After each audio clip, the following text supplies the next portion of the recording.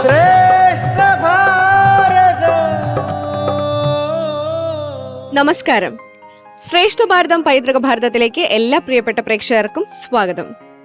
ഒപ്പം ആചാര്യസഭയ്ക്കും സ്വാഗതം.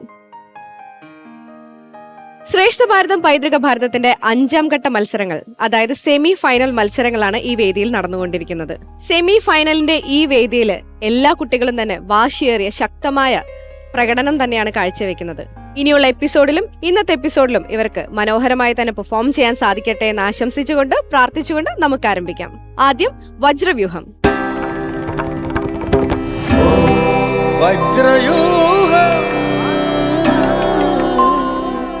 വജ്രവ്യൂഹത്തിനായിട്ട് നിങ്ങളും ഞാനും ഈ വേദിയൊക്കെ റെഡിയായ സ്ഥിതിക്ക് നമ്മുടെ 2 ടീമുകളെ വിളിക്കാൻ സമയമായിരിക്കാണ്. നമുക്ക് ആദ്യത്തെ ടീമിനെ വിളിക്കാം. GHSS ചാലിശ്ശേരി.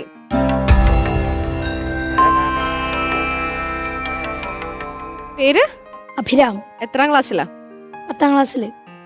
വേദവ്യാസ് +2. ഈ സെമി ഫൈനലിൽ വന്നപ്പം എന്ത് പറഞ്ഞു ഫ്രണ്ട്സും സ്കൂളിലുള്ളവരൊക്കെ? നന്നായി മത്സരിച്ചിട്ട് വരാൻ പറഞ്ഞു. ആണ്. ആ. ഫിനാലയിൽ എന്തായാലും എത്തണം, ആ മാക്സിമം ട്രൈ ചെയ്യണം എന്നൊക്കെ പറഞ്ഞു അല്ലേ? ഇനിയിപ്പോ മത്സരിക്കുന്ന ഓപ്പോസിറ്റ് ഒരു ടീമും കൂടെ വേണ്ടേ? നമുക്ക് അവരെ വിളിച്ചാലോ? നമുക്ക് അടുത്ത ടീമിനെ സ്വാഗതം ചെയ്യാം. ചിന്മയ വിദ്യാലയ കാസർഗോഡ്.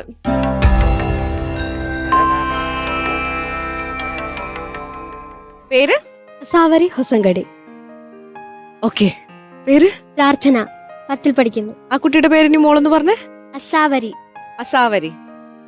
ഓക്കെ. എന്തായാലും ഭയങ്കര ഡിഫറെന്റ് ആയിട്ടുള്ള പേരാണ്. ഞാൻ ആദ്യം, എന്താണ് ഈ പേരിന്റെ പേര്? ഐ മീൻ അർത്ഥം? ഹിന്ദുസ്ഥാനി രാഗമാണ്. മലയാളി അല്ലേ ബേസിക്കലി? ഏതാണ് മദർ ടങ് വരുന്നത്? Actually my mother tongue is Kannada. Okay. I do know Malayalam though. Okay. നമ്മൾ പറഞ്ഞാൽ മനസ്സിലാവും. റെസ്പോണ്ട് ചെയ്യുമ്പോൾ മലയാളത്തിൽ സംസാരിക്കാൻ ബുദ്ധിമുട്ടാണ്. ഫ്ലുവന്റ് അല്ല അതന്നെ. ഓക്കെ. അപ്പൊ ഇത് മലയാളത്തിലായിരിക്കുമല്ലോ ചോദ്യങ്ങള്. ഷീൽ ഹെൽപ്പ് മീ ദോ. ക്വസ്റ്റ്യൻ മനസ്സിലാക്കാൻ അല്ലേ? ഗുഡ്. അത് ഭയങ്കര ഒരു ഡിഫറെന്റ് ആയിട്ടുള്ള സംഭവം. ഞാൻ എക്സ്പെക്ട് ചെയ്യാത്തൊരു സംഭവമായിരുന്നു. അപ്പൊ ഇനി നമുക്ക് അധികം സമയം കളയാതെ നമ്മുടെ വജ്രവ്യൂഹത്തിലേക്ക് കടക്കാം. നമ്മുടെ ക്വസ്റ്റ്യൻസ് ഒക്കെ ചോദിക്കാനായിട്ട് നമ്മുടെ ലക്ഷ്മി മാം റെഡി ആയിട്ട് ഇരിപ്പുണ്ട്. നമുക്ക് വിളിക്കാം ലക്ഷ്മി മാം.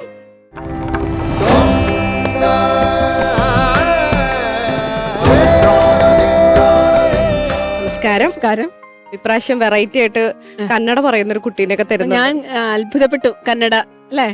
സപ്തഭാഷാ സംഗമ ഭൂമിയാണ് ഇവരുടെ നാട് അല്ലേ? കാസർഗോഡ്. ഏതൊക്കെ ഭാഷകളുണ്ട് അവിടെ? ഏതൊക്കെ അറിയാം ഭാഷകള്? ഐ മീൻ എനിക്ക് കൊങ്കണി മനസ്സിലാകും. കന്നഡ സംസാരിക്കും. തുളു മനസ്സിലാവും. തുളു മനസ്സിലാവും. മലയാളം മനസ്സിലാവും. 7 ഭാഷകൾ സംസാരിക്കുന്ന ജില്ലയാണ് കാസർഗോഡ്. യക്ഷഗാനം നിങ്ങളുടെ ഒരു പ്രധാനപ്പെട്ട ഇനമല്ലേ? ഏതെങ്കിലും ഒരു പെർഫോമൻസ് ചെയ്യാൻ പറ്റുമോ? കന്നഡയിൽ കവിത അങ്ങനെ എന്തെങ്കിലും അറിയോ? പ്രസംഗം? ഒരു ചെറിയ poem. It's not a poem actually. It's quite popular in Karnataka. ಜೋಗದ ಸಿರಿ ಬೆಳಕಿನಲ್ಲಿ ತುಂಗೆಯತನೆ ಬಳುಕಿನಲ್ಲಿ ಸಹ್ಯಾದ್ರಿಯ ಲೋಹದದಿರ ಉತ್ತುಂಗದ ನಿಲುಕಿನಲ್ಲಿ ನಿತ್ಯ ಹರಿತ್ವರ್ಣವನದ ತೇಜಗಂಧ ತರುಗಳಲ್ಲಿ ನಿತ್ಯೋತ್ಸವ ತಾಯೇ ನಿತ್ಯೋತ್ಸವ ನಿನಗೆ ನಿತ್ಯೋತ್ಸವ തായേ നിത്യോത്സവ. ഇത് ദേശഭക്തി ഫീൽ ചെയ്യുന്നതാണോ?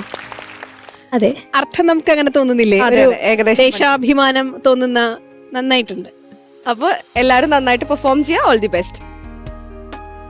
നമ്മളപ്പോ വജ്രവ്യൂഹത്തിൽ ഭഗവത്ഗീത പ്രശ്നോത്തരിയുമായിട്ട് വന്നിരിക്കുന്നു. ഭഗവത്ഗീത ധാരാളം ആശയങ്ങളെ കൊണ്ട് സമ്പന്നമാണ് അല്ലെ? ഭാരതത്തിന് ലോകത്തോട് എന്ത് സംസാരിക്കാനുണ്ടായിരുന്നു? ഭാരതത്തിന് തന്റെ ജ്ഞാനത്തിന്റെ ഏതൊക്കെ ആശയങ്ങൾ ലോകത്തിന് കൊടുക്കാനുണ്ടായിരുന്നു?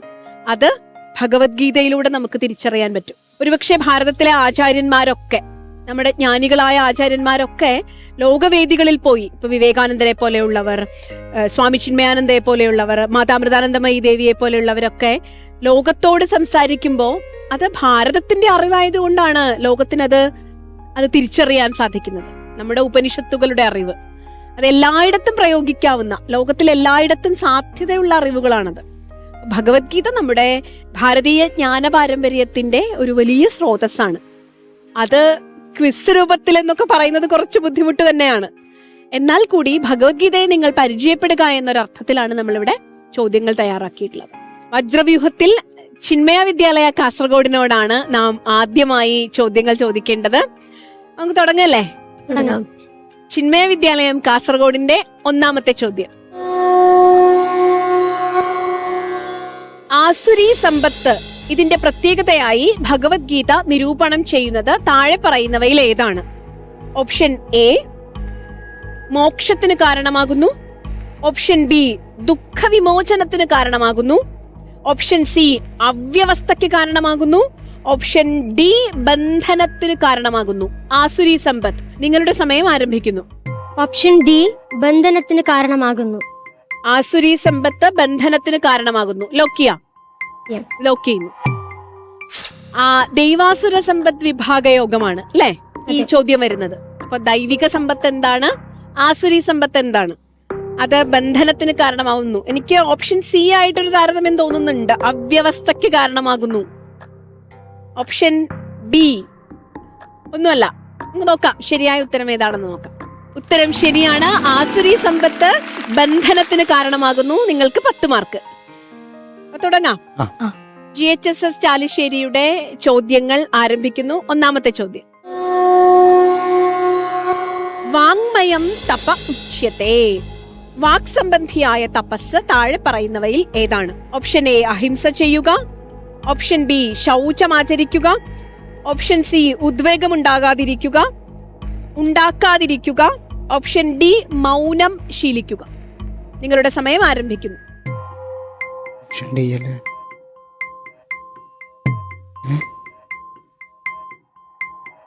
ലോക്ക് ചെയ്യണം. ഓപ്ഷൻ ഡി അല്ലേ? ഡി പറഞ്ഞു. പറഞ്ഞു. ഓപ്ഷൻ ഡി മൗനം ശീലിക്കുക. ഓപ്ഷൻ ഡി മൗനം ശീലിക്കുക. വാങ്മയമായ തപസ്. സമയം കഴിഞ്ഞു. ലോക്ക് ചെയ്യുന്നു. ഓക്കെ, നമുക്ക് നോക്കാം. വാങ്മയമായ തപസ്സിനെ കുറിച്ചാണ് സംസാരിച്ചത്. ഒരാൾക്ക് വാക്കുകൊണ്ട് എങ്ങനെ തപസ് ശീലിക്കാം അല്ലെ? നാം സംസാരിക്കുന്നുണ്ട്, നിരന്തരം സംസാരിച്ചുകൊണ്ടിരിക്കുന്നുണ്ട്. നമ്മുടെ തപസ്, നമ്മുടെ വാക്ക് എങ്ങനെ തപസ്സാക്കി മാറ്റാം. ഉത്തരം ഏതാണെന്ന് നോക്കാം. ആ ഉത്തരം തെറ്റാണ്. മൗനമായിരുന്നാൽ നമ്മൾ എങ്ങനെയാണോ വാങ്മയമായ തപസ് ചെയ്യുന്നത്? അനുദ്വേഗകരം വാക്യം. അനുദ്വേഗകരമായ വാക്യം, മറ്റുള്ളവർക്ക് ഉദ്വേഗമുണ്ടാക്കാത്ത, മറ്റുള്ളവരുടെ മനസ്സിന് ആങ്സൈറ്റി, ടെൻഷൻ ഇതൊന്നും ഉണ്ടാക്കാത്ത വാക്യം ഒരു വലിയ തപസ്സാണ് അല്ലെ? നമുക്ക് ശരിയായ ഉത്തരം ഏതാണെന്ന് നോക്കാം. ശരി ഉത്തരം ഓപ്ഷൻ സി ഉദ്വേഗമുണ്ടാക്കാതിരിക്കുക. ഉദ്വേഗമുണ്ടാക്കാത്ത വാക്കാണ് ശരിയായ തപസ് എന്ന് പറയുന്നത്. ചിന്മയ വിദ്യാലയത്തിന്റെ രണ്ടാമത്തെ ചോദ്യം. ത്രിവിധം നരകസ്യേദം ദ്വാരം നാശനമാത്മനഃ. നരകത്തിലേക്കുള്ള വാതിലുകളായി കണക്കാക്കുന്നത് താഴെ പറയുന്നവയിൽ ഏതെല്ലാമാണ്? ഓപ്ഷൻ എ സത്യം, ദയ, ദാനം, ഓപ്ഷൻ ബി കാമം, ക്രോധം, ലോഭം, ഓപ്ഷൻ സി ധർമ്മം, അർത്ഥം, കാമം, ഓപ്ഷൻ ഡി പ്രകാശം, പ്രവൃത്തി, നിയമം. നിങ്ങളുടെ സമയം ആരംഭിക്കുന്നു. ഓപ്ഷൻ ബി കാമം, ക്രോധം, ലോഭം. 27ാമത്തെ സെക്കൻഡിൽ പറഞ്ഞു ഉത്തരം. ശരിയായിരിക്കുമോ? ശരിയാണ്. അപ്പൊ നമ്മൾ ധൈര്യപൂർവ്വം ലോക്ക് ചെയ്യുന്നു. ഓപ്ഷൻ ബി കാമം, ക്രോധം, ലോഭം. എന്തായിരുന്നു ചോദ്യം? നരകദ്വാരം അല്ലെ? നരകവാതിൽ. അതായത് നരകം എന്ന് പറഞ്ഞാൽ നമ്മള് സ്വർഗമെന്നോ നരകമെന്നോ 2 ഇടങ്ങളുണ്ടെന്നോ അല്ലെ? നമ്മൾ പലപ്പോഴും കേട്ടിട്ടില്ലേ അവിടെ കുറെ അനുഭവങ്ങളുണ്ട്, സ്വർഗത്തിൽ സന്തോഷം. അങ്ങനെയല്ല. മനുഷ്യന്റെ ജീവിതത്തിലെ 2 അവസ്ഥകളെയാണ് സ്വർഗം, നരകം എന്ന് പറയുന്നത്. നോക്കാം ഉത്തരം ശരിയാണോ. നമ്മുടെ മനസ്സിനെ നശിപ്പിക്കുന്ന, നരക തുല്യമാക്കി തീർക്കുന്ന ഏതൊക്കെയാണെന്ന് നോക്കാം. ഉത്തരം ശരിയാണ്. കാമം, ക്രോധം, ലോഭം അല്ലെ? കാമവും ക്രോധവും ലോഭവും ഒരാളുടെ മനസ്സിനെ, അത് നമുക്കുണ്ടെങ്കിൽ നമുക്ക് ഒരാളുടെ നന്മയിലും സന്തോഷിക്കാൻ പറ്റില്ല. ഒരാൾ നന്നായാലും നമുക്ക് സന്തോഷം ഉണ്ടാവില്ല.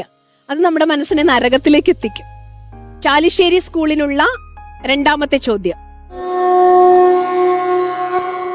അസതിത്യുച്യത്തെ പാർത്ഥ. ഭഗവത്ഗീത വാക്യമാണിത്. അസത്തായ കർമ്മം ഏതെന്നാണ് ഭഗവത്ഗീതയുടെ അഭിപ്രായം? അപ്പൊ താഴെ പറയുന്നവയിൽ അസത്തായ കർമ്മം ഏത്? ഓപ്ഷൻ എ ശുഭസങ്കല്പങ്ങളില്ലാത്ത ആശംസ, ഓപ്ഷൻ ബി അശ്രദ്ധയോടെ ചെയ്യുന്ന ദാനം, ഓപ്ഷൻ സി ജിജ്ഞാസയോടെ ചെയ്യുന്ന അധ്യയനം, ഓപ്ഷൻ ഡി ധർമ്മവിരുദ്ധമായ ത്യാഗം. നിങ്ങളുടെ സമയം ആരംഭിക്കുന്നു.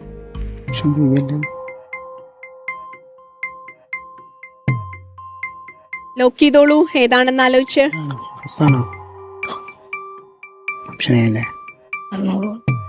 ഓപ്ഷൻ എ ശുഭസങ്കല്പങ്ങളില്ലാത്ത ആശംസ. ഉറപ്പാണോ? ആ.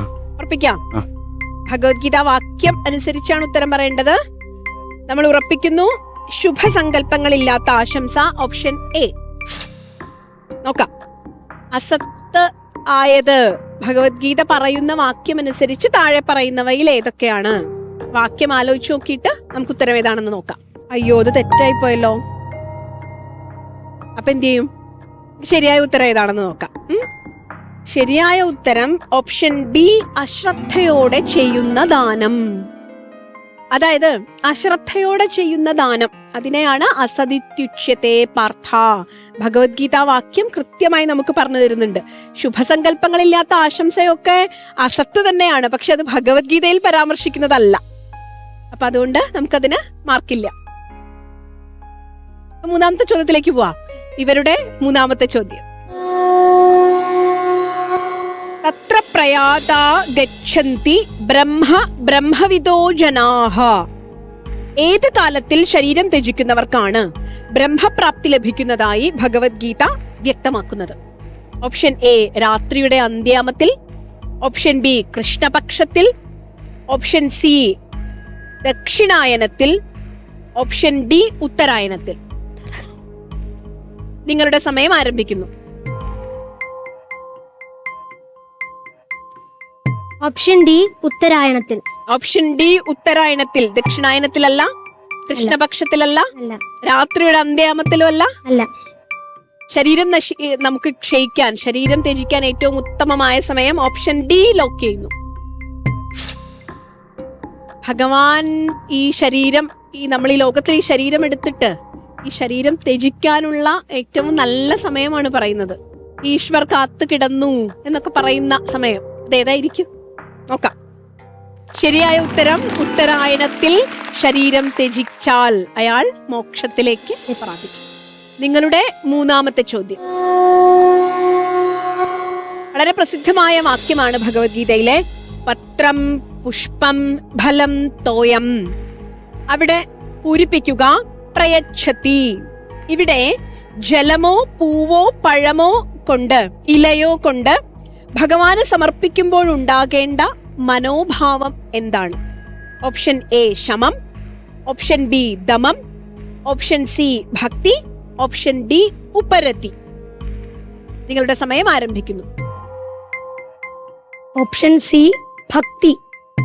ഓപ്ഷൻ സി, ഭക്തി. ഭഗവത്ഗീത വാക്യമൊക്കെ ഓർത്തു നോക്കിയോ? അപ്പൊ ഉറപ്പിക്കാം. അപ്പൊ ധൈര്യപൂർവ്വം ചേട്ടനും അനിയനും കൂടെ പറഞ്ഞതനുസരിച്ച് ഓപ്ഷൻ സി, ഭക്തി. നമുക്ക് ഇത് വളരെ പ്രധാനപ്പെട്ട ഒരു ശ്ലോകാണ് അല്ലെ? ഭഗവാന് നാം കൊടുക്കേണ്ടത് എന്താണ്? അത് പത്രമായാലും, ഒരു ഇല കൊടുത്താലും, ഒരു പുഷ്പം കൊടുത്താലും, ഒരു പൂവ്, ഒരു കായ അല്ലെ, അതേ ഉള്ളൂ കയ്യിൽ. ശബരിയുടെ ഒക്കെ കഥ കേട്ടിട്ടില്ലേ? ആ ഒരു കായേ കൊടുക്കാനുണ്ടായിരുന്നുള്ളൂ. ചിലപ്പോൾ കുറച്ച് ജലമേ കൊടുക്കാനുണ്ടാവുള്ളൂ. പക്ഷെ അതിന്റെ മനോഭാവം എന്തായിരിക്കണം എന്നാണ് ചോദ്യം. അത് ശമത്തോടെ കൊടുക്കണോ, ദമത്തോടെ കൊടുക്കണോ, ഭക്തിയോടെ കൊടുക്കണോ, ഉപരതിയോടെ കൊടുക്കണോ? ഏതാന്ന് നമുക്ക് നോക്കാം. നിങ്ങളുടെ ഉത്തരം ഓപ്ഷൻ സി. ഉത്തരം ശരിയാണ്. നോക്കൂ. പത്രം പുഷ്പം ഫലം തോയം യോമേ ഭക്തിയാ പ്രയച്ഛതി.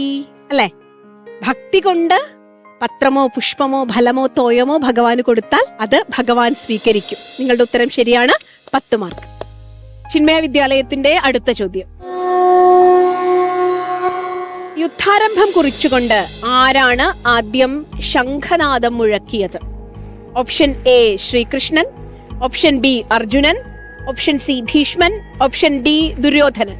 നിങ്ങളുടെ സമയം ആരംഭിക്കുന്നു. ഓപ്ഷൻ സി, ഭീഷ്മൻ. ഉറപ്പ്? അതെ.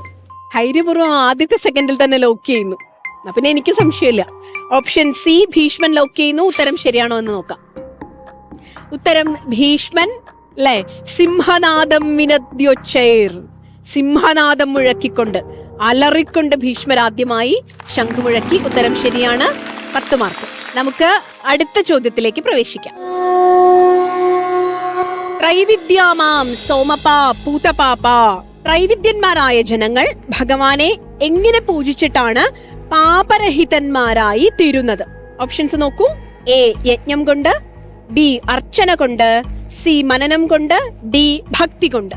നിങ്ങളുടെ സമയം ആരംഭിക്കുന്നു.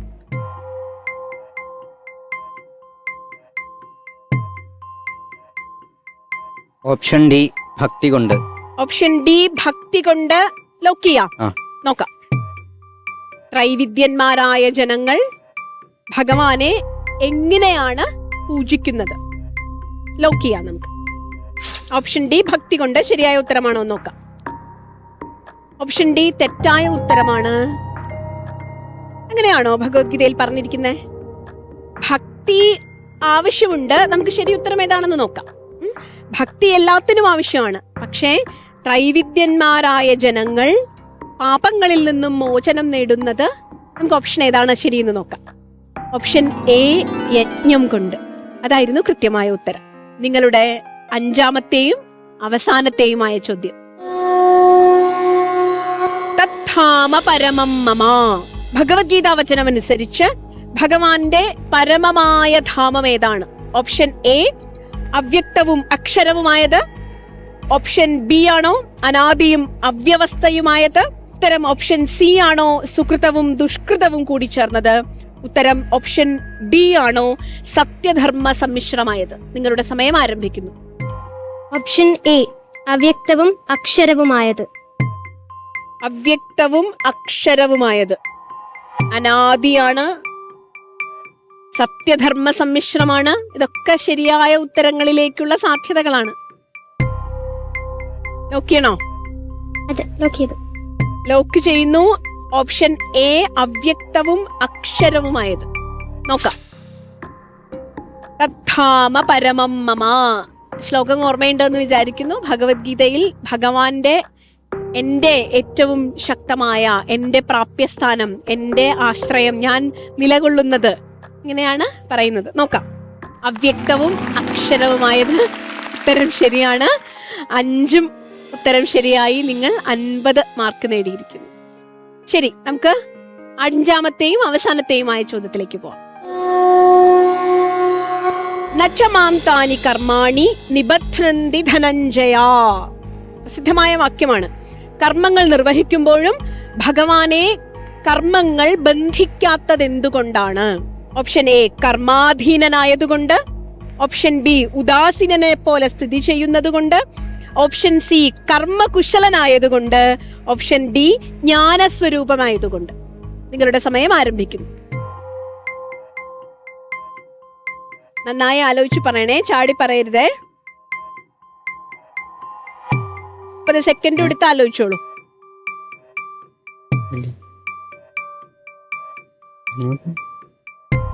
എ കർമാധീനനായതിനാൽ.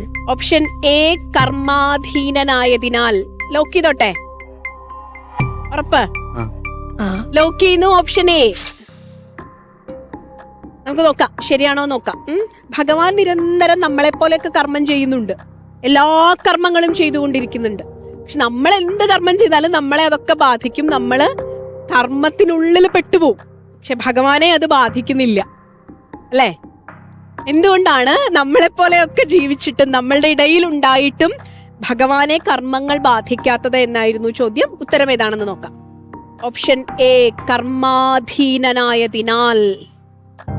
തെറ്റാണ്. ഭഗവാൻ കർമാധീനനാണോ? നമുക്ക് ഏതാ ശരിയായ ഉത്തരം നോക്കാം. ഓപ്ഷൻ ബി, അതാണ് ഉദാസീനവദാസീനം. എടോ അർജുന, ഞാൻ തന്നെ പോലെ എല്ലാ കർമ്മങ്ങളും ചെയ്യുന്നു, പക്ഷെ ഞാൻ ഉദാസീനനായി. ഞാൻ ഈ കർമ്മം ഒന്നും ചെയ്യുന്നു എന്നുള്ള ഭാവം പോലും ഇല്ലാതെ ഉദാസീനവദാസീനം വർത്തയേവച്ച കർമ്മണി. ഞാൻ കർമ്മം ചെയ്യുന്നു, പക്ഷെ ഉദാസീനനെ പോലെ കർമ്മം ചെയ്യുന്നു. ഇങ്ങനെ ഉറപ്പിച്ചു പറഞ്ഞില്ലേ ഭഗവാൻ. അപ്പൊ നമുക്ക് ആ ഓപ്ഷൻ സ്വീകരിക്കാതിരിക്കാൻ പറ്റുമോ? ഓപ്ഷൻ ബി ആണ് നമുക്ക് ശരിയായ ഉത്തരം. നമുക്ക് അതിന് മാർക്ക് തരാൻ പറ്റില്ല. 2 സ്കൂളുകളോടുള്ള ചോദ്യങ്ങൾ നമുക്ക് അവസാനിച്ചിരിക്കുന്നു. ചിന്മയ വിദ്യാലയം 50 മാർക്ക് നേടി, നല്ല സ്കോറ്. നിങ്ങൾ 10 മാർക്കാണ് നേടിയിരിക്കുന്നത്. ഭഗവത്ഗീതയിലൂടെ കുറച്ചുകൂടി ഗൗരവമായി നമ്മൾ അർത്ഥത്തിലൂടെ കടന്നു പോകണമായിരുന്നു. കൃത്യമായി ഭഗവത്ഗീത വാക്യങ്ങൾ തന്നെയാണ് നിങ്ങളോട് ചോദിച്ചത്. കുറച്ചുകൂടി ഗൗരവമായി ഭഗവത്ഗീത പഠിക്കണമായിരുന്നു. സാരില്ല, ഇനി സമയമുണ്ടല്ലോ. ഇനി ഒരു റൗണ്ടും കൂടി ഉണ്ട്, ഇനി സമയമുണ്ട്, അല്ലേ? അപ്പൊ അടുത്ത സ്കോർ ചെയ്യണം. അടുത്ത ക്വിസില് ഇതുപോലെ പഠിച്ചു വന്ന് സ്കോർ ചെയ്യണം കേട്ടോ. നമുക്ക് അവസാനിപ്പിക്കാം. വജ്രവ്യൂഹം വളരെ മിടുക്കരായി കംപ്ലീറ്റ് ചെയ്തിരിക്കുന്നു. നിങ്ങളെ അഭിനന്ദിക്കാനായി വരദ വരും.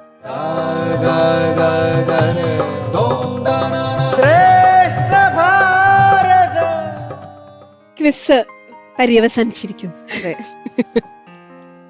എങ്ങനെയുണ്ടായിരുന്നു ഇവിടെ? ശരി, ഒന്ന് കൈവിട്ടു പോയല്ലേ? ആ. സാരമില്ല, നമുക്കിനി സമയം കിടക്കല്ലേ. എപ്പോഴും ഇവര് നമ്മുടെ ആചാര്യസഭയിലുള്ളവർ പറയുന്ന ഒരു കാര്യമുണ്ട്, മാർക്കല്ല പ്രധാനം, നമ്മൾ ഭഗവത്ഗീത പഠിക്കുക, അറിഞ്ഞിരിക്കുക, അല്ലേ? അതെ. അപ്പൊ അതിന് വേണ്ടിയിട്ട് നമ്മൾ കുറച്ചും കൂടെ സമയം കണ്ടെത്തുക, അല്ലെങ്കിൽ അതിനുള്ള അവസരങ്ങൾ ഉണ്ടാക്കുക, അത്രേ ഉള്ളൂ. നമ്മൾ അങ്ങനെ മത്സരിക്കാൻ പഠിക്കണ്ടേ? അതെ അതെ. എപ്പോഴെങ്കിലും ഒക്കെ ജീവിതത്തിൽ ജയവും തോൽവിയും മാത്രമല്ലാതെ അതെ കുറെ കാര്യങ്ങൾ മനസ്സിലാക്കാനുള്ള മത്സരങ്ങളും നല്ലതാണ്. എന്തായാലും thank you ma'am, thank you so much. അപ്പോൾ മാർക്സ് നമ്മൾ അറിഞ്ഞു കഴിഞ്ഞു. ഇനി പെർഫോമൻസിനെ കുറിച്ച് നമുക്ക് ആചാര്യസഭയുടെ അടുത്ത് ചോദിക്കാം, അല്ലേ സ്വാമിജി? നമസ്കാര. ഇവിടെ രണ്ടു കൂട്ടർക്കും അഭിനന്ദനങ്ങൾ. എന്നാലും GHSS ചാലിശ്ശേരി സ്കൂള് അവരെ വിഷമിക്കേണ്ട കാര്യമെല്ലാം തോന്നുന്നു. എനിക്ക് തോന്നുന്നത് നമ്മൾ ജീവിതത്തിൽ നമ്മൾ പഠിക്കേണ്ട കാര്യങ്ങളാണിതെല്ലാം. നമ്മുടെ ജീവിതത്തിലാണ് ഇതിൻ്റെ പ്രയോജനം വരുന്നത്. മത്സരത്തിൽ പരാജയപ്പെടുകയോ ജയിക്കുകയോ എന്നുള്ളതല്ല വിഷയം. ഇവിടെ നമ്മൾ ജീവിതത്തിൽ വിജയിക്കണം. ഒരു യുദ്ധത്തിൽ 1000 പേരെ നമ്മൾ വിജയിക്കുന്നതിലും വലുതാണ് നമ്മുടെ മനസ്സിനെ വിജയിക്കുക എന്നുള്ളത്. അപ്പോൾ എങ്ങനെ നമ്മുടെ മനസ്സിനെ വിജയിക്കാൻ സാധിക്കും? മനുജിത്ത് ജഗ്ജിത്ത് എന്നാണ്. ആരാണോ ലോകത്തിൽ മനസ്സിനെ ജയിച്ചത് അവൻ ഈ ലോകത്തെ തന്നെ ജയിച്ചു എന്നാണ്, പ്രപഞ്ചത്തെ ജയിച്ചു എന്നാണ്. അവനാണ് കരുത്തൻ, അവനാണ് ധീരൻ. അങ്ങനെയുള്ള ധീരത്വമാണ് നമ്മൾ ഈ ഭഗവത്ഗീത പഠനത്തിലൂടെ നമ്മൾ നേടിയെടുക്കേണ്ടത്. ഏതായാലും ഇവിടെ ഭഗവത്ഗീത നമുക്ക് 2 തരം മനുഷ്യരെ കാണിച്ചു തരികയാണ്. നമ്മൾ സാധാരണ എല്ലാവരും പറയാറുണ്ട് മനുഷ്യരെല്ലാം ഒരുപോലെയാണ്. പക്ഷെ ഇവിടെ ഭഗവാൻ 2 തരത്തിലുള്ളൊരു വിഭജനം കാണിച്ചു തരുന്നുണ്ട് മനുഷ്യരുടെ ഇടയിൽ. ഒന്ന് ദൈവിക സമ്പത്തുള്ളവർ, മറ്റൊന്ന് ആസുരിക സമ്പത്തുള്ളവർ. ആ ദൈവിക സമ്പന്നന്മാരായവർ അവരെ മോചനത്തിൻ്റെ മാർഗത്തിലാണ്. അവരാണ് ഈ ജീവിതത്തിൽ പരമസ്വാതന്ത്ര്യം അനുഭവിക്കുവാൻ തക്കവണ്ണം പ്രാപ്തി ഉണ്ടാകുന്ന ഗുണങ്ങളെ അവർ കൈവശമാക്കിയവരാണ് അവർ. അതേസമയം ആസുരിക ഗുണങ്ങളെന്ന് പറയുന്നത് നമ്മളെ ബന്ധിക്കുന്നു എന്നാണ്. നേരത്തെ സൂചിപ്പിച്ചതുപോലെ കാമവും ക്രോധവും ലോഭവും നരകത്തിൻ്റെ 3 വാതിലുകളാണെന്ന് പറഞ്ഞു. ഈ ആസുരിക സമ്പന്നന്മാരെല്ലാം ആ വാതിലുകളിൽ കൂടെ കടന്നുപോയിട്ട് നരകം സൃഷ്ടിക്കുന്നവരാണ്. അപ്പോൾ കൗരവന്മാരുടെയൊക്കെ ജീവിതം എടുത്തു കഴിഞ്ഞാൽ നമുക്ക് നോക്കിയാൽ കാണാം, അവരെ അവസാന കുലം മുഴുവൻ നശിപ്പിക്കുകയാണ്. അത് നിയന്ത്രിക്കപ്പെടാത്ത മനസ്സിന് ആഗ്രഹങ്ങളെ ഒരിക്കലും നിയന്ത്രിക്കാൻ സാധിക്കില്ല എന്നുള്ളതാണ്. ആഗ്രഹങ്ങൾക്ക് കടിഞ്ഞാണില്ലെങ്കിൽ, ആഗ്രഹങ്ങളെ ധർമ്മത്തിൻ്റെ പന്ഥാവിൽ അതിനെ നിയന്ത്രിച്ചിട്ടില്ലെങ്കിൽ അത് നമ്മളെ തന്നെ വിഴുങ്ങിക്കളയും. അതാണ് ഇന്ന് നമ്മുടെ സമൂഹത്തിൽ ഇന്ന് കാണുന്ന എല്ലാ പ്രശ്നങ്ങളും ഈ ആഗ്രഹങ്ങളെ നിയന്ത്രിക്കാത്തത് കൊണ്ടുണ്ടാകുന്നതാണ്. അപ്പോൾ അവിടെ കൊലപാതകങ്ങളുണ്ടാകുന്നു, മാതാപിതാക്കന്മാരെ ദേഷിക്കുന്നവരുണ്ടാകുന്നു, അല്ലെങ്കിൽ ബന്ധുജനങ്ങളെ കൊല്ലുന്നവരുണ്ടാകുന്നു, അല്ലെങ്കിൽ മയക്കുമരുന്നിന് അടിമപ്പെടുന്നു. ഇതെല്ലാം ചെയ്യുന്നുണ്ട്. അപ്പോൾ ഈ കാമവും ക്രോധവും ലോഭവും പ്രധാനപ്പെട്ടൊരു വിഷയമാണ്. അപ്പോൾ ഇതിനെയൊക്കെ നമ്മൾ അതിജീവിക്കുക എന്ന് പറഞ്ഞാൽ നമ്മുടെ മനസ്സിനെ അതിജീവിക്കുക എന്നാണ് അർത്ഥം. മനസ്സിലെ ദുർചിന്തകളെയും ദുർവികാരങ്ങളെയും മനുഷ്യന് അതിജീവിക്കാൻ സാധിച്ചാൽ ജീവിതത്തിൽ തീർച്ചയായിട്ടും നമുക്ക് വിജയം കൈവരിക്കാൻ സാധിക്കും. അപ്പോൾ വിജയിയോട് പോലും നമുക്ക് അസൂയ തോന്നേണ്ട കാര്യമില്ല. അവരെ നമ്മൾ ഒരു സ്പോർട്സ്മാൻ സ്പിരിറ്റിൽ അവരെ നമ്മൾ അഭിനന്ദിക്കുക അങ്ങോട്ടും. അപ്പോൾ ആ ഒരു മനോഭാവം നമ്മളിൽ വളർന്നാൽ നമ്മൾ വിജയിച്ചു. പരീക്ഷയിൽ ഒരുപക്ഷെ റാങ്ക് മേടിച്ചവനായിരിക്കാം, ചിലപ്പോൾ മറ്റൊരാൾ തോറ്റ ഒരാളായിരിക്കാം, പക്ഷെ ജീവിതത്തിൽ ആ തോറ്റയാൾ ചിലപ്പം വിജയിച്ചിട്ടുണ്ടാവും. ആ റാങ്ക് മേടിച്ചവനേക്കാൾ വിജയിച്ചത് ചിലപ്പോൾ തോറ്റവനായിരിക്കും പരീക്ഷയിൽ. ആ ജീവിത വിജയം എന്ന് പറയുന്ന വേറൊരു കാര്യം തന്നെയാണ്. അത് എങ്ങനെ പ്രാപ്തമാക്കാം എന്നാണ് ഭഗവത്ഗീത ഇവിടെ ആലോചിക്കുന്നത്. അതിന് ഭഗവത്ഗീത നമ്മുടെ മുമ്പിൽ വലിയൊരു യജ്ഞസങ്കല്പം വെച്ചിട്ടുണ്ട്. ഇപ്പോൾ ത്രൈവിദ്യന്മാരെല്ലാം യജ്ഞം കൊണ്ട് പരിബോധന്മാരായി തീരുന്നതാണ്, ശുദ്ധന്മാരായി തീരുന്നു. അപ്പോൾ യജ്ഞസങ്കല്പം ഭാരതത്തിൽ പറഞ്ഞിട്ടുണ്ട്. നമ്മൾ ജനനം മുതൽ മരണം വരെ, അന്ത്യേഷ്ടി വരെ ഇവിടെ യജ്ഞസങ്കല്പമാണ് പറഞ്ഞിരിക്കുന്നത്. ഒരാൾ അമ്മയുടെ ഗർഭത്തിൽ ജനിക്കുന്നത് പോലും ഗർഭാധാനം എന്ന് പറഞ്ഞ ചടങ്ങാണ്, അത് യജ്ഞമാണ്. അതുപോലെ എല്ലാം വിവാഹം ഒരു യജ്ഞമാണ്.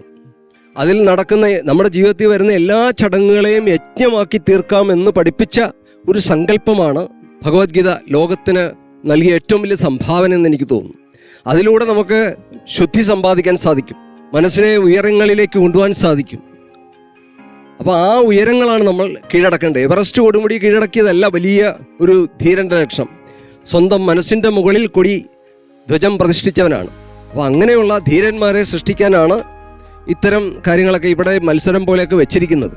അതുകൊണ്ട് നിങ്ങൾ ഇതിലൊന്നും വിഷമിക്കേണ്ട കാര്യമില്ല. നിങ്ങൾ കൂടുതൽ ഉത്സാഹത്തോടെ നിങ്ങൾക്ക് കൂടുതൽ ആഴത്തിൽ നിങ്ങൾക്ക് പഠിക്കാനുള്ളൊരു സന്ദർഭമായിട്ട് എടുക്കുക. ഈ തോൽവിയും കൂടി ഒരു പാഠമാണ്. നിങ്ങൾക്കെല്ലാ അനുഗ്രഹങ്ങളും രണ്ടു കൂട്ടർക്കും ഉണ്ടാകട്ടെ എന്ന് പ്രാർത്ഥിക്കുന്നു. വിജയികൾക്കും തോൽവി നേടിയവർക്കും രണ്ടു കൂട്ടർക്കും അഭിനന്ദനങ്ങൾ. നമഃശിവായ. നന്ദി സ്വാമിജി. അലക്സാണ്ടർ സർ, ഇവിടെ ആദ്യത്തെ ചോദ്യം വരുന്നത് അസുരഭാവത്തെ പറ്റിയായിരുന്നു. വളരെ രസകരമായി. ഭഗവത്ഗീതയിലെ 16-ാം അധ്യായമാണ് ദേവാസുര സമ്പദ് വിഭാഗ യോഗം എന്ന് പറയുന്നത്. ആ അധ്യായത്തെപ്പറ്റി മലയാളത്തിലൊരു സിനിമയുണ്ട്, പ്രിയങ്കരനായ മോഹൻലാൽ അഭിനയിച്ച ദേവാസുരം. ഇടയ്ക്കിടയ്ക്ക് ദേവൻ്റെ സ്വഭാവം, ഇടയ്ക്കിടയ്ക്ക് അസുരൻ്റെ സ്വഭാവം കാണിക്കുന്ന മോഹൻലാലിനെ കൃത്യമായിട്ട് ഈ 16-ാം അധ്യായം കൃത്യമായിട്ടാണ് സിനിമയിൽ കാണിക്കുന്നത്. വളരെ ശ്രദ്ധേയമായിട്ട് കുട്ടികളത് മനസ്സിലാക്കിയതിൽ വളരെ സന്തോഷം. എന്നാൽ ഇത്തവണത്തെ ക്വിസിൽ ഏറ്റവും പ്രധാന ചോദ്യം ഭഗവത്ഗീതയിലെ 9-ാം അധ്യായത്തിലെ 6-ാമത്തെ ശ്ലോകമാണ്, പത്രം ഫലം തോയം എന്ന് പറയുന്ന ശ്ലോകം. മനുഷ്യർ ഈ ആചാരത്തിൻ്റെ പേരിൽ ആയിരക്കണക്കിന് ആളുകൾ കൊല്ലപ്പെടുകയും മനുഷ്യരോട് കഷ്ടപ്പെടുകയും ചെയ്തിട്ടുണ്ട്. ഭഗവാൻ ഈ ആചാരങ്ങൾ വെച്ചുള്ള വഴക്കിനെ കംപ്ലീറ്റ്ലി പരിഹരിച്ചുകൊണ്ടാണ് 9-ാം അധ്യായം 6-ാമത്തെ ശ്ലോകത്തിൽ നീ ഏത് ഫോമിൽ എന്നെ വർഷിപ്പ് ചെയ്താലും ഞാനത് സ്വീകരിച്ചോളാം എന്ന് പറയുന്നു. ലോകത്തിൽ മനുഷ്യൻ ആരാധിക്കാൻ പഠിച്ച 5 ഫോമിലാണ്: worship with fire, worship with water, worship with flowers, worship with agriculture produce and worship with dance and music. ഈ 5 ഫോമിൽ ഏത് ഫോം എടുത്താലും ഞാൻ സ്വീകരിച്ചുകൊള്ളാം എന്ന് ഭഗവാൻ പറയുന്ന എല്ലാ മതങ്ങളുടെയും ആചാരങ്ങളുടെയും മുകളിൽ കൂടിയുള്ള ഭഗവത്ഗീതാ ശ്ലോകം അതിവിടെ ചോദിച്ച് വ്യാഖ്യാനിച്ചത് വളരെ നന്നായി. 2 ടീമിനും എല്ലാ അഭിനന്ദനങ്ങളും ഞാൻ അർപ്പിക്കുന്നു. Thank you sir. Viswanathan sir, 2 വിഭാഗത്തിൽപ്പെട്ട കുട്ടികൾ ഭഗവത്ഗീത ചൊല്ലിപ്പഠിക്കുകയും വ്യാഖ്യാനങ്ങളൊക്കെ അർത്ഥം പഠിക്കുകയും ഒക്കെ ചെയ്തു എന്നുള്ളതാണ് ഈ ക്വിസിൻ്റെ ഏറ്റവും വലിയ മേന്മ. പഠിക്കുക എന്നുള്ളതാണ് വിഷയം. പഠിക്കുന്ന എല്ലാം ചിലപ്പോൾ പരീക്ഷയ്ക്ക് വന്നെന്ന് വരില്ല. പരീക്ഷയ്ക്ക് വന്നാൽ വരുന്നത് നമുക്ക് എഴുതാം എന്നുള്ളതല്ലാതെ അങ്ങനെ പരീക്ഷണം എന്നുള്ള മട്ടിലേക്കല്ല നമ്മൾ ഉദ്ദേശിക്കുന്നത്. അതുകൊണ്ട് 50 പോയിൻ്റ് കിട്ടിയോ 40 കിട്ടിയോ 30 കിട്ടിയോ എന്നുള്ളതല്ല നമ്മുടെ വിഷയം. നിങ്ങൾക്ക് ഗീത പഠിച്ച് ഈ ശ്രേഷ്ഠ ഭാരതത്തിൽ നിന്ന് അവതരിപ്പിക്കാൻ പറ്റുന്ന ഒരു സാഹചര്യം ഉണ്ടായി എന്നുള്ളതാണ് ഏറ്റവും വലിയ മേന്മ. അതിലാണ് അഭിനന്ദനങ്ങളും അനുമോദനങ്ങളും. അല്ലാതെ ഈ ക്വിസിൽ ജയവും തോൽവിയും പരാജയവും ഒന്നുമില്ല. അതിനകത്ത് ഭഗവത്ഗീതയെക്കുറിച്ചുള്ള ചോദ്യങ്ങൾ ഇഷ്ടം പോലെ ഉണ്ടാവാം. അതിൽ ചില ചോദ്യങ്ങൾ ഗഹനമാണ്, ചിലത് അങ്ങനെ ഒരു വിഷയം അതിൻ്റെ അകത്തേ ഇല്ല വാസ്തു. കാരണം എല്ലാ ചോദ്യങ്ങളും ചോദ്യങ്ങളാണ്. ചിലപ്പോൾ ചില ചോദ്യങ്ങൾ ഒരുപോലെ തോന്നുമ്പോൾ ഉത്തരം പറയാൻ നിങ്ങൾക്ക് വിഷമം വന്നേക്കാം അതിൻ്റെ മറുപടിയിൽ. അത്രമാത്രമേ ഉള്ളൂ. അത് ചോദ്യങ്ങളെല്ലാം ഗീതയിൽ ബേസ് ചെയ്ത് വരുന്ന ചോദ്യങ്ങളെല്ലാം ഗീതയിലെ ആശയങ്ങൾ, ഗീതയിലെ വരികൾ, അതിൻ്റെ അകത്തെ ഒരു ഭാഗം അതുമാത്രം കോട്ട് ചെയ്തുകൊണ്ട് വരുന്നതാണ്. അതൊക്കെ നിങ്ങൾ വാസ്തവത്തിൽ വായിച്ചിട്ടുണ്ട്, അറിഞ്ഞിട്ടുണ്ട്. ഇപ്പം നിങ്ങൾക്ക് പറയാൻ പറ്റിയില്ല എന്നുള്ളതല്ലാതെ അത് ഞങ്ങൾക്ക് മനസ്സിലാവും. അല്ലാതെ നിങ്ങൾക്കിത് അറിയാൻ മേലാത്തവരാണ്, അറിയുന്നവരല്ല, നിങ്ങൾ ഗീത പഠിച്ചില്ല അങ്ങനെയൊന്നും വിചാരിക്കാൻ പറ്റില്ല. അതുകൊണ്ടാണ് ഞാൻ പറഞ്ഞത്, നിങ്ങൾ ഗീതയിൽ കൂടി വളരെ ദൂരം സഞ്ചരിച്ചു പോകുന്നതിൽ നിങ്ങൾക്ക് വളരെയധികം അഭിനന്ദനങ്ങൾ. ഇനി നിങ്ങൾക്ക് ഇങ്ങനെയുള്ള അനേക ഘട്ടങ്ങളെ തരണം ചെയ്യാനുള്ള ഒരു ബുദ്ധിയും ശക്തിയും കഴിയുമൊക്കെ ജഗദീശ്വരൻ നിങ്ങൾക്ക് 2 കൂട്ടർക്കും നൽകട്ടെ എന്ന് 2 കൂട്ടർക്കും ആശംസിക്കുന്നു. ഇന്നത്തെ ഗീതയിൽ ചർച്ച ചെയ്ത പ്രധാനപ്പെട്ട വിഷയങ്ങളൊന്ന് ഈ ദൈവാസുര സമ്പദ് വിഭാഗയോഗത്തെക്കുറിച്ചാണ്. ഈ 2 സമ്പത്തുകളും നമ്മുടെ ഉള്ളിലുണ്ട്. ദൈവീ സമ്പത്തുമുണ്ട്, ആസുരീ സമ്പത്തുമുണ്ട്. അല്ലെ ദൈവീ സമ്പത്ത് സത്യം, ജ്ഞാനം, ഇങ്ങനെയൊക്കെ പറയാം, അത് നമ്മുടെ കയ്യിലുണ്ട്. ആസുരീ സമ്പത്തും നമ്മുടെ കയ്യിലുണ്ട്. കാമം, ക്രോധം, ലോഭം, മോഹം, മതം, അസൂയ, ഡംഭം എന്നൊക്കെ പറഞ്ഞാൽ കുറേ ഉണ്ട് കയ്യിൽ. പക്ഷെങ്കിൽ ഈ ആസുരീ സമ്പത്ത് നമുക്ക് പെട്ടെന്നുണ്ടായി വരും, അതിന് പ്രയത്നമൊന്നും വേണ്ട. പക്ഷേ ദൈവീക സമ്പത്ത് ഉണ്ടാകണമെങ്കിൽ ഇത്തിരി പ്രയത്നിക്കണം. രാഗസ്താവജ്ജായദേഹി സ്വഭാവാത്. കാമാദികളും കോപമൊക്കെ ഉണ്ടാവാൻ വലിയ പ്രയത്നമൊന്നും വേണ്ട. ഒരാളോട് കോപിക്കാൻ ഞാനൊന്ന് കോപിക്കട്ടെ, ഇത്തിരി സമയം പ്രയത്നമൊന്നുമില്ല, നിമിഷം കൊണ്ട് വന്നു തരും. അതേ സമയത്ത് സത്യമോ ജ്ഞാനമോ ഇങ്ങനെയുള്ള വിഷയങ്ങളിലേക്ക് പോകണമെങ്കിൽ അതിന് ഇത്തിരി പ്രയത്നം വേണം. മോക്ഷോപായോ യത്നദഫ്യാത് നവാഫ്യാത്. അതിലേക്കുള്ള ദൈവീസമ്പത്തിലേക്കുള്ള നിങ്ങളുടെ പ്രയാണം അതൊരു യത്നമാണ്, പ്രയത്നമാണ്. അതുകൊണ്ട് കിട്ടിയെന്ന് വരാം, കിട്ടിയില്ലെന്ന് വരാം. പക്ഷേ ആഫുരി സമ്പത്ത് അങ്ങനെയല്ല. അതുകൊണ്ട് ആഫുരി സമ്പത്തിനെയാണ് അടക്കേണ്ടത്. കാരണം അത് പെട്ടെന്ന് വരുന്നുണ്ട്. മനുഷ്യജീവിതത്തിൽ അനായാസമായി കടന്നു വരുന്നത് ഈ ആഫുരി സമ്പത്താണ്. ആ ആഫുരി സമ്പത്തിനെ അടക്കി നിർത്താനാണ് ആദ്യം ശീലിക്കേണ്ടത്. അത് അടക്കി നിർത്താൻ ശീലിച്ചാൽ ദൈവീ സമ്പത്തുകൾ താനേ വരും. അതാണ് ജീവിതത്തിൽ ഉപയോഗിക്കാൻ പറ്റേണ്ടത് എന്ന് ഈ ദൈവാഫുര സമ്പത്ത് വിഭാഗ യോഗത്തിൻ്റെ ഒരു വഴിയിൽ കൂടി നന്നായി ഭഗവത്ഗീതയിൽ നമ്മളെ ബോധ്യപ്പെടുന്നുണ്ട്. അതേപോലെ ഈ ഓരോ വിധത്തിലുള്ള കർമ്മങ്ങൾ ചെയ്യുമ്പോഴും ആ ആഫുരി സമ്പത്തിനെ കാണുമ്പോൾ ഉദാസീനവത് ആസീനഃ, അവിടെയാണ് ഉദാസീനത.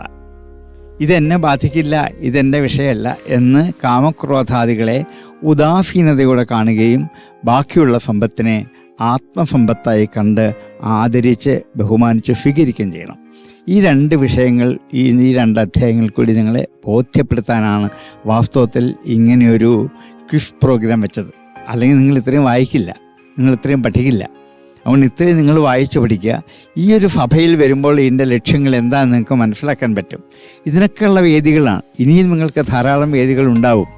ആ വേദിയിൽ വരുമ്പോൾ ഒരുപക്ഷെ നിങ്ങൾക്ക് ഏറ്റവും കൂടുതൽ പോയിന്റ് പിടിച്ച് മുമ്പോട്ട് പോകാൻ പറ്റിയെന്ന് വരും. അതുകൊണ്ട് ഇതൊരു വിഷയമല്ല. നിങ്ങൾക്ക് ഇനിയും അതിനുള്ള അവസരങ്ങൾ ഉണ്ടാകട്ടെ എന്ന് പ്രാർത്ഥിച്ചുകൊണ്ട് എല്ലാവിധ അഭിനന്ദനങ്ങളും അർപ്പിക്കുന്നു. Thank you sir. Lakshmi ma'am? എനിക്ക് വളരെ കൗതുകമായി ഭഗവത്ഗീതയിൽ തോന്നിയ ഒരു ആശയമാണ് സാർ ഇപ്പൊ സൂചിപ്പിച്ച ഉദാസീനവദാസീനം എന്നുള്ളത്. ഉദാസീനം എന്ന് പറഞ്ഞാൽ നമ്മളെപ്പോഴും മലയാളത്തിലൊക്കെ കേട്ട് മനസ്സിലാക്കിയിട്ടുള്ളത് ഒരു മടിയനായിട്ടിരിക്കും, അല്ലെ, അതിനോടൊന്നും താല്പര്യമില്ലാതിരിക്കും എന്നാണ്. പക്ഷെ അത് ഭഗവാൻ തൻ്റെ ചില കാര്യങ്ങളോടുള്ള മനോഭാവമായിട്ടാണ് പറഞ്ഞിരിക്കുന്നത്. ചിലതിനോട് നമ്മൾ ഇങ്ങനെ തന്നെയാണ് പ്രതികരിക്കേണ്ടത്. ലോകത്തിലെ എല്ലാ കാര്യങ്ങൾക്കും പോയി അഭിപ്രായം പറയേണ്ടവരല്ല നമ്മൾ. ലോകത്തിലെ എല്ലാ പ്രശ്നങ്ങളിലും ഇടപെടേണ്ട ആവശ്യവുമില്ല. നാം ചില കാര്യങ്ങളിൽ നമ്മുടേതായ നിലപാടുകളോടുകൂടി ഉദാസീന ഭാവത്തിൽ നിൽക്കുക തന്നെ വേണം. ഇങ്ങനെ ഒരു പ്രത്യേക ക്വാളിറ്റി നമുക്ക് ഭഗവത്ഗീതയിൽ നിന്നും കിട്ടുന്നുണ്ട്. നിങ്ങളുടെ ഭഗവത്ഗീത പഠനത്തിനൊരു തുടക്കമാവട്ടെ ഈ മത്സരം എന്ന് ആഗ്രഹിക്കുന്നു. രണ്ടുപേർക്കും അഭിനന്ദനങ്ങൾ. Thank you ma'am. അപ്പോൾ നല്ല കമന്റ്സ് കേട്ടു. മാർക്സിന്റെ കാര്യത്തിൽ വിഷമിക്കാൻ വേണ്ടാന്നും അവർ പറഞ്ഞു, അല്ലേ? ഇനിയിപ്പം നമ്മൾ നിന്ന് അധികം സമയം കളയണ്ടല്ലോ. അടുത്ത റൗണ്ടുകളിലേക്ക് വേണ്ടിയിട്ട് എല്ലാവർക്കും പ്രിപ്പയർ ചെയ്യേണ്ടതായിട്ടുണ്ട്, അല്ലേ? അടുത്ത റൗണ്ടുകളിൽ നന്നായിട്ട് പെർഫോം ചെയ്യുക. ഇവിടെ പോയ മാർക്കൊക്കെ നമുക്ക് അവിടെ പിടിക്കാം. റെഡി അല്ലേ? റെഡി? ഓക്കെ. അങ്ങനെ ഇന്നത്തെ വജ്രവ്യൂഹം ഇവിടെ അവസാനിച്ചിരിക്കുകയാണ്. ഇനി നമുക്ക് ആരംഭിക്കാം മകരവ്യൂഹം.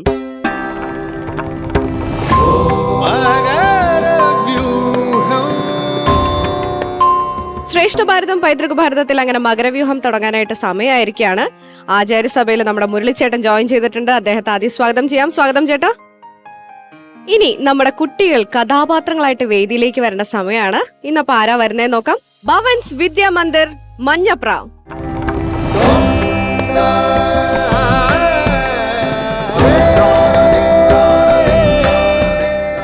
പേര്? നിത്യശ്രീ ചക്കിങ്കൽ, 8th പഠിക്കുന്നു. ഓക്കെ. മാധവ് കൃഷ്ണ, 9th പഠിക്കുന്നു. 9th. ആ ഒരു ഗാംഭീര്യം വിടുന്നില്ല. അത് കൊള്ളാം. വരുമ്പോഴും ഇങ്ങനെയാണ് വരുന്നത്. ഓക്കെ. കഥാപാത്രങ്ങൾ പറയൂ. ദശരഥൻ. കൈകേയി. അപ്പൊ ഈ ഒരു റൗണ്ടിനെ കുറിച്ച് അറിയാലോ? അറിയാം. എന്തൊക്കെയാണെന്നൊക്കെ അറിയാം. ഇനിയിപ്പം വരദ ചേച്ചി ഒന്ന് പോയി തന്നു കഴിഞ്ഞാൽ പെട്ടെന്ന് പെർഫോം ചെയ്യാം എന്നാണ്, അല്ലേ? അങ്ങനെയൊന്നുമില്ല. അല്ല, എനിക്കൊരു വേഷം തരൂ. എന്നാ പിന്നെ ഉണ്ടോ വല്ല ക്യാരക്ടറും? തൽക്കാലം ഇല്ല. ഉണ്ട് എന്നാലില്ല. ഓക്കെ. അടുത്ത പ്രാവശ്യമായിട്ട് എന്തെങ്കിലും ഒരു ക്യാരക്ടർ നിങ്ങൾക്ക് തരണം കേട്ടോ. എല്ലാ പ്രാവശ്യവും ഇവിടെ വന്നിട്ട് ഞാൻ ഇങ്ങനെ പറയണേ ഉള്ളൂ. ഞാൻ ഈ സീരിയൽ സിനിമയിലൊക്കെ അഭിനയിക്കുന്നുണ്ടെങ്കിൽ ഇവിടെ എനിക്കൊരു അവസരം തരുന്നില്ല മുരളിച്ചേട്ടാ. അയ്യോ, പക്ഷെ ഒരു പേടിയുണ്ട്. മുരളിച്ചേട്ടൻ അവിടെ ഇരുന്ന് മാർക്കിടില്ലേ? ആൾക്കാരെ കൊണ്ട് പറയിക്കണ്ട. അവര് പറയണതിന് ടിവിയിലും കൂടെ കാണിക്കണം. കേട്ടോ, നിങ്ങൾ നന്നായി പെർഫോം ചെയ്താൽ മതി കേട്ടോ. All the best. Thank U.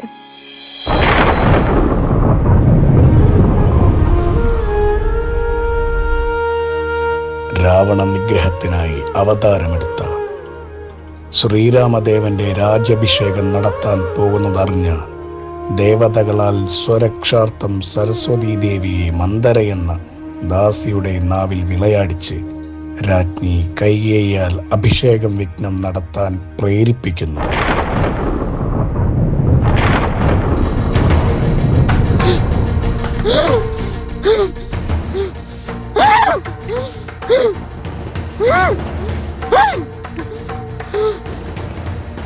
രാമന് രാജ്യം അനുവദിച്ചുകൂടാ. കൈകേയി, റാണി, കൈകേയി, ദാസിമാരെ, നിങ്ങളുടെ സ്വാമിനി എവിടെ? ദേവി ക്രോധാലയത്തിലാണ് മഹാരാജൻ. ക്രോധാലയത്തിലോ? പ്രിയേ,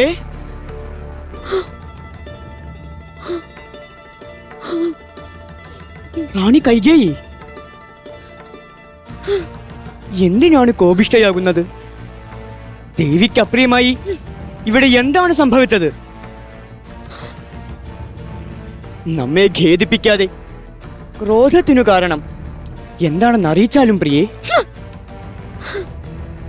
ഭവതിയുടെ ഇഷ്ടം എന്താണെങ്കിലും നാം സാധ്യമാക്കുന്നതാണ്. അങ്ങ് സത്യസ്വരൂപനായ രാജാ ദശരഥൻ സത്യം പാലിക്കുമെങ്കിൽ നാം ആവശ്യപ്പെടട്ടെ. പറയൂ ദേവി. പ്രിയപുത്രൻ രാമനെ വെച്ച് സത്യം ചെയ്യുന്നു. ഭവതിയുടെ ഇംഗിതം നാം സാധ്യമാക്കുന്നതാണ്. പറയാം. ആദ്യം രാജ്യം, പിന്നെ വനവാസം. പറയൂ ദേവി. പണ്ട് സുരാസുര യുദ്ധത്തിൽ അക്ഷകീലം നഷ്ടപ്പെട്ടപ്പോൾ നമ്മുടെ കൈവിരൽ കടത്തി അങ്ങയെ രക്ഷിച്ചത് ഓർമ്മയില്ലേ? തീർച്ചയായും. അതിപ്പോൾ ഭവതി ഈ സന്ദർഭത്തിൽ പറയുവാൻ കാരണമെന്താണ്? കേൾക്കൂ മഹാരാജൻ, അന്ന് അങ്ങ് നമുക്ക് 2 വരം തരാം എന്ന് പറഞ്ഞിരുന്നു. അത് ആവശ്യപ്പെടുമ്പോൾ മതിയെന്ന് ഭവതി പറഞ്ഞതുകൊണ്ടല്ലേ? എങ്കിൽ അതിപ്പോൾ ആവശ്യമായി വന്നിരിക്കുന്നു. കോപിഷ്ഠയാകാതെ ഉണർത്തിച്ചാലും ദേവി. എങ്കിൽ നാം ചോദിക്കുന്നു, 1. അഭിഷേകത്തിനൊരുക്കിയ സംഭാരങ്ങൾ കൊണ്ട് മത്പുത്രനായ ഭരതന് രാജ്യാഭിഷേകം നടത്തുക. ദേവി,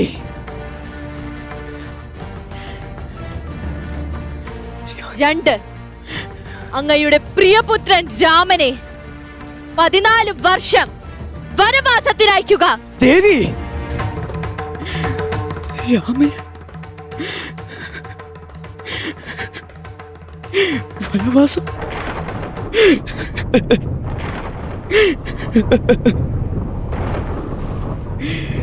നീ എന്താണ് പറയുന്നത്? നിനക്ക് ബുദ്ധിഭ്രമം സംഭവിച്ചോ? രാമഗുണങ്ങളെ വർണ്ണിക്കുന്ന നീ ബുദ്ധിഭ്രമമോ? നമുക്കോ? സത്യസന്ധനായ അയോധ്യാധിപതി ഇപ്പോൾ എന്തേ ഇങ്ങനെ വിലപിക്കുന്നു? നിന്റെ രാമന് വനവാസം അതെങ്ങനെ സാധ്യമാക്കും? വാഗ്ദാനം ചെയ്ത വരം അങ്ങേക്ക് നൽകാൻ കഴിയുന്നില്ല മഹാരാജൻ. കൈകേയി, ഭരതന് രാജ്യം കൊടുക്കാമല്ലോ. രാമൻ എന്തിന് വനത്തിൽ പോകണം? പ്രിയപുത്രനെ കുറിച്ചോർത്ത് ദുഃഖിക്കുന്ന അങ്ങ് അവനെ ചൊല്ലി ചെയ്ത സത്യം മറന്നു പോകുന്നുവോ? ഭവതി എന്നെ പ്രതിസന്ധിയിൽ ആഴ്ത്തരുത്.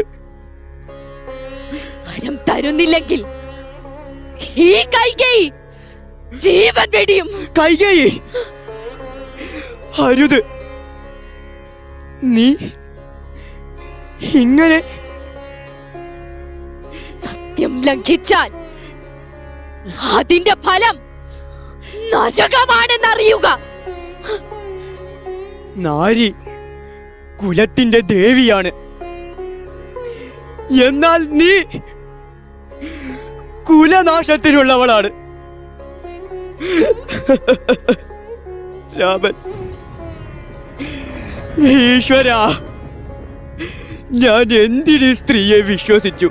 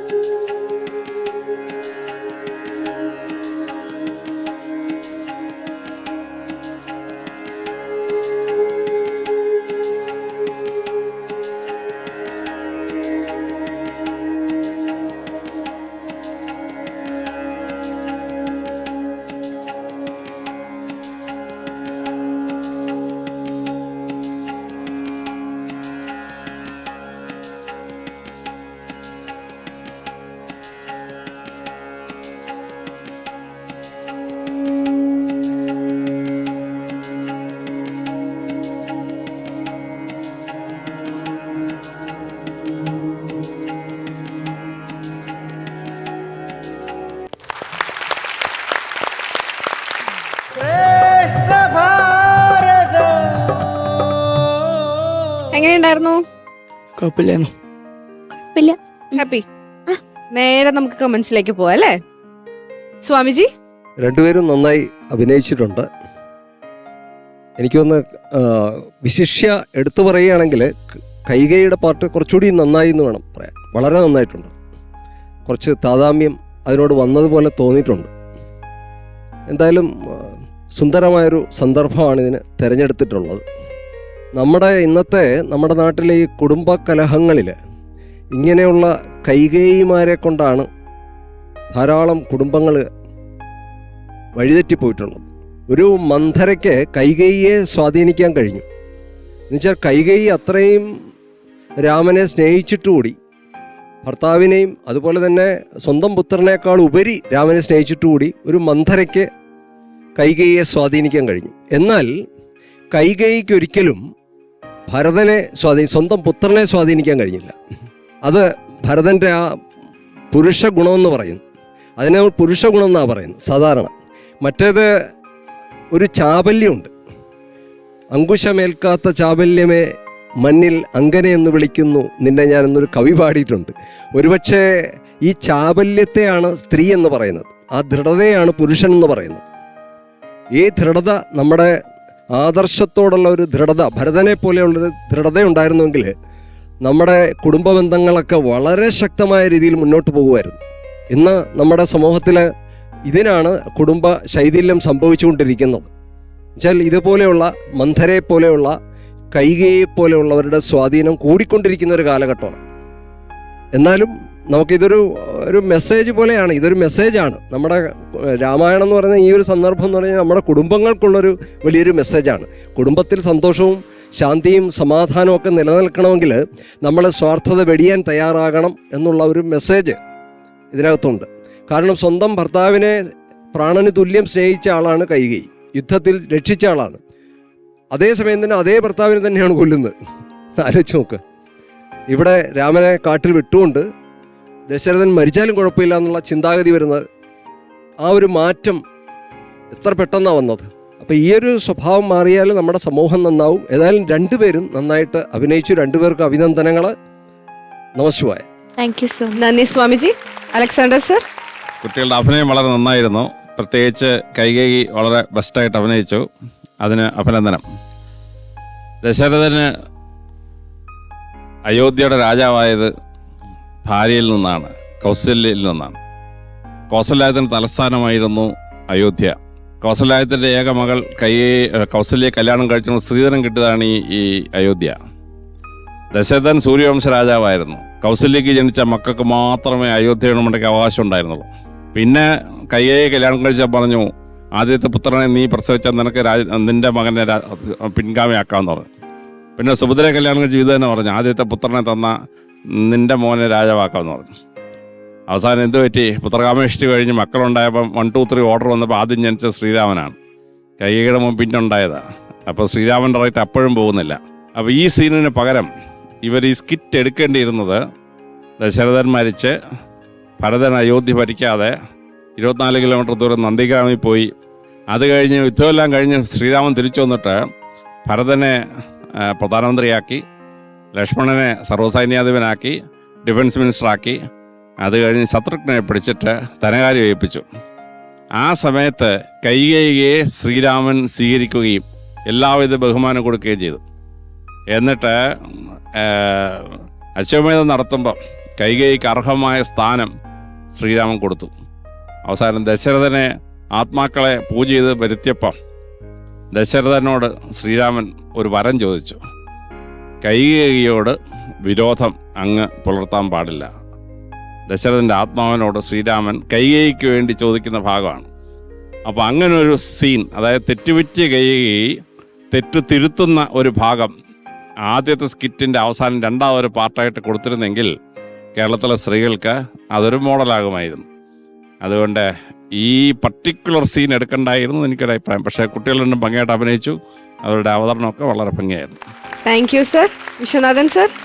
രാമായണത്തിലെ ഏറ്റവും പ്രധാനപ്പെട്ട ഒരു കഥാംശത്തെയാണ് ഈ കുട്ടികൾ ഇവിടെ ലഘുനാടകമായി അവതരിപ്പിച്ചത്. അഭിഷേക വിഘ്നം. അത് രാമായണത്തിലെ കഥാഭാഗത്തെ പോലും മാറ്റിക്കൊണ്ടുവന്ന ഒരു പ്രധാനപ്പെട്ട രംഗമാണ്. ആ രംഗത്തെ വളരെ ഭംഗിയായിട്ട് മനോഹരമായി അവർ ആവിഷ്കരിച്ചു. ആ രംഗം തിരഞ്ഞെടുത്തതിലും രണ്ടുപേരുടെയും അഭിനയ ചാതുരിയും കൈകേയും അതേപോലെ ദശരഥനും ഒക്കെ അവരുടെ കഴിവനുസരിച്ച് നല്ല ഭംഗിയായിട്ട് അവതരിപ്പിച്ചു. ആ ഭാഗത്തെ ഉൾക്കൊള്ളാനും അതിൻ്റെ ആശയങ്ങൾ മനസ്സിലാക്കാനും സാധിച്ചു എന്നുള്ളത് അവരുടെ അഭിനയത്തിൻ്റെ ചാതുരിയാണ്. ഒരു മാതൃത്വം എങ്ങനെ വഷളായി തീരാം എന്നാണ് രാമായണം കാണിച്ചത്. അങ്ങനെ ആവാനല്ല, അങ്ങനെ ആവാതിരിക്കാനാണ്. കൈകേയിയെപ്പോലെ അമ്മയാവാനല്ല രാമായണം പഠിപ്പിക്കുന്നത്. കൈകേയിയെപ്പോലൊരു മാതൃത്വം ഉണ്ടാവരുത് എന്ന് പറയാൻ വേണ്ടിയാണ്. എന്തുകൊണ്ട് കൈകേയിയുടെ മാതൃത്വം ദുഷിച്ചു എന്നുള്ളതിന് ന്യായമായ കാരണവുമുണ്ട്. മന്ധരയുടെ ദൂഷിത വലയത്തിൽ അകപ്പെട്ടതുകൊണ്ടാണ്. അപ്പം ഒരു മാതൃത്വം ദുഷിച്ചാലുണ്ടാകുന്ന അനന്തരഫലങ്ങൾ ആ രാജധാനി മാത്രമല്ല, അയോധ്യ മുഴുവനും കണ്ണീരിലർത്താൻ ആ അമ്മയ്ക്ക് കഴിഞ്ഞു. ഇതൊരിക്കലും ഉണ്ടാവരുത് എന്ന് പറയാൻ വേണ്ടിയാണ്. അതുകൊണ്ട് ഇതൊരു മാതൃകയല്ല, ഇങ്ങനെ ആവരുത് ഇഷ്ടം പോലെയുണ്ട്.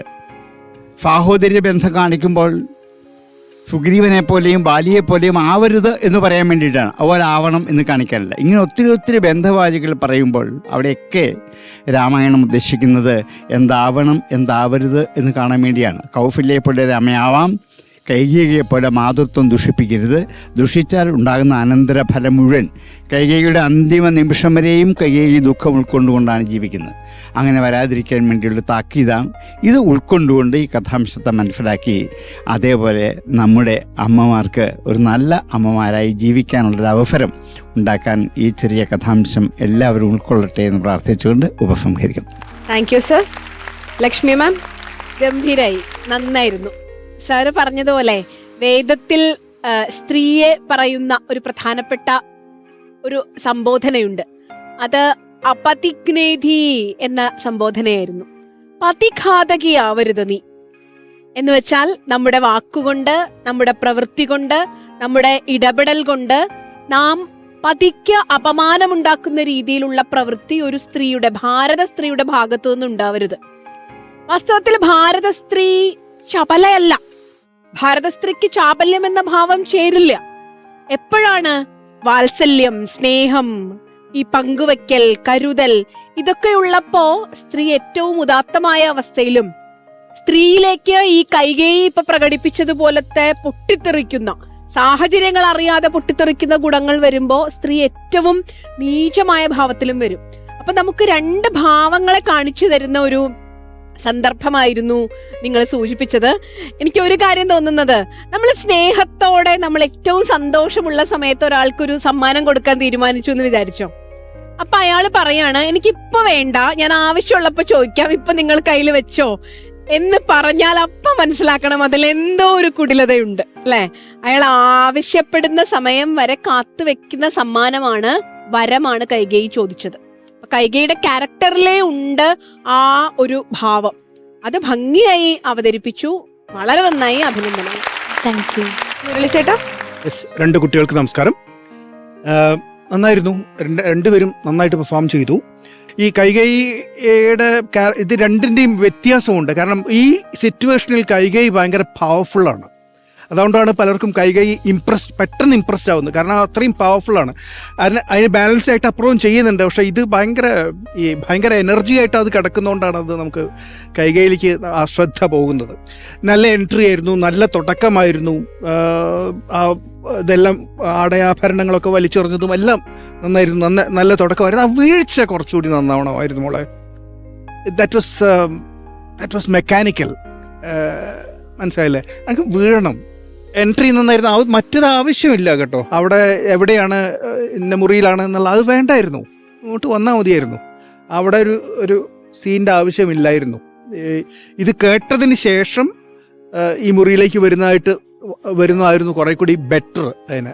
കാരണം അത് ഒന്ന് ലാഗ് ചെയ്തു, ഒന്ന് വലിച്ചു അവിടെ. മനസ്സിലായില്ലേ? പിന്നെ വന്നിട്ട് മാധവ് ഇവിടെ ഇരുന്നിട്ടല്ലേ ആദ്യം ഇവിടെ ഇരുന്നു അല്ലേ, സംസാരിച്ചു, കൈകേയിയോട് സംസാരിച്ചു, പിന്നെ എണീറ്റ് പോയി. അതെന്തിനാന്ന് എനിക്ക് മനസ്സിലായില്ല.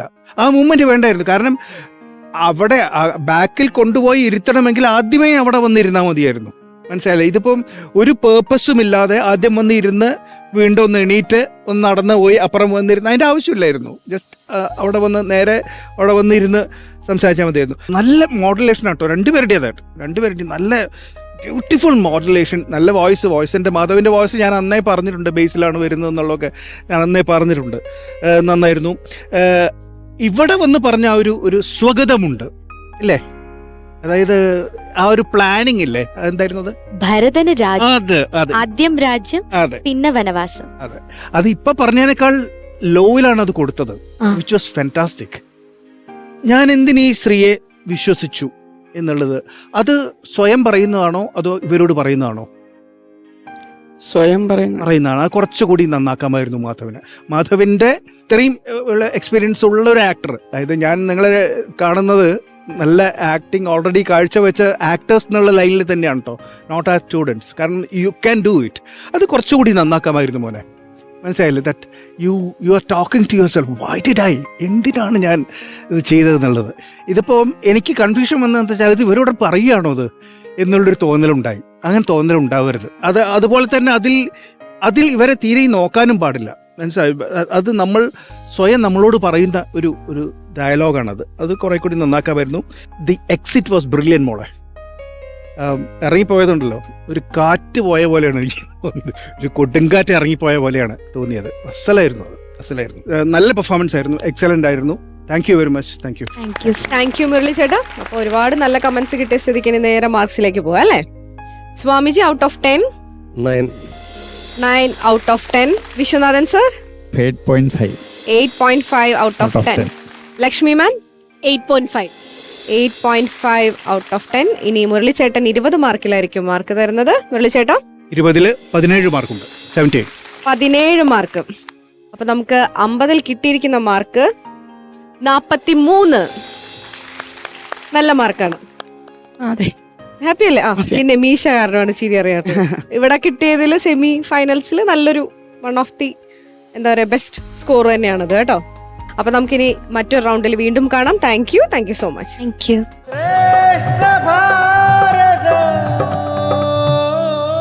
ശ്രേഷ്ഠ ഭാരതം പൈതൃക ഭാരതത്തിന്റെ ഇന്നത്തെ എപ്പിസോഡ് പൂർണ്ണമാവുകയാണ്. വജ്രവ്യൂഹത്തിൽ ഒരുപാട് പുതിയ അറിവുകൾ തന്നുകൊണ്ട് രണ്ട് ടീമും നന്നായി തന്നെ മത്സരിച്ചു. മകരവ്യൂഹത്തിൽ ദശരഥനും കൈകേയും തമ്മിലുള്ള ഒരു സീനാണ് നമ്മൾ ലഘുനാടകത്തിൽ കണ്ടത്. അങ്ങനെ ഇന്നത്തെ എപ്പിസോഡ് ഇവിടെ പൂർണ്ണമാവുകയാണ്. ആചാര്യസഭയ്ക്ക് നന്ദി, പ്രേക്ഷകർക്ക് നന്ദി.